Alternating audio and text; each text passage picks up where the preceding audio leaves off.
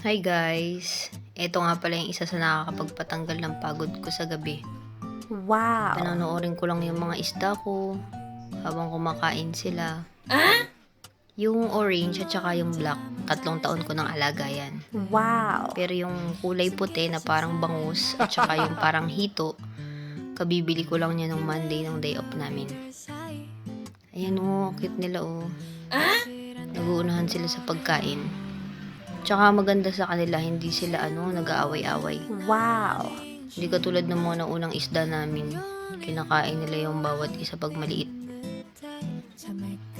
Ayan, ang laki-laki na niya.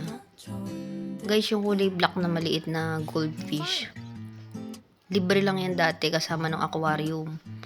Sobrang liit lang yan.